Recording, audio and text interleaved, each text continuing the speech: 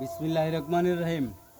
আমাদের অবহেলিত বালি থেকে খনিজ সম্পদ আলাদা করার জন্য আমার এই তথ্য প্রযুক্তিগত উন্নয়নে কাজে লাগাতে চাই। মাননীয়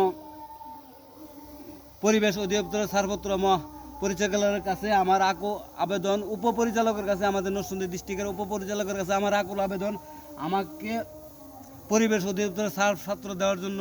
এখানে কিন্তু পরিবেশের নাই, আমাদের দেশের ভিতরে যেখানে বালি আছে ওখান থেকে আহরণ করা সম্ভব। কাজে লাগিয়ে দেশ ও জাতিকে এগিয়ে নিয়ে যেতে চাই। আমি বাংলাদেশের খনিজ সম্পদ বাংলাদেশে আহরণ করে বাংলাদেশে বিক্রি করতে চাচ্ছি। আমি ইন্ডিয়াতে চুরি করে আনি নাই। আমি আমার দেশের জন্য কর্মস্থল প্রকল্প চালু করছি। আমার প্রকল্পের মধ্যে কেউ আমাকে 10 টাকা সাহায্য করে না, হেল্প করে না। আমার অর্থে দিয়া আমি অর্থ খরচ করে আমি আজকে ব্যর্থ।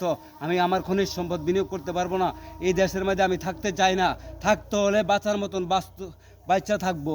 আমি যদি মাল বিক্রি না করতে পারি, মাননীয় মহাপরিচালকের কাছে, উপপরিচালকের কাছে আবারও নিবেদন জানাচ্ছি যে আমার এই মজুত করা খনিজ সম্পদ বিনিয়োগ করার জন্য, জাপানি কোম্পানি হোক, কোম্পানি হোক, আমার এই মালগুলি বিনিয়োগ করার জন্য আমি সহায়তা চাচ্ছি।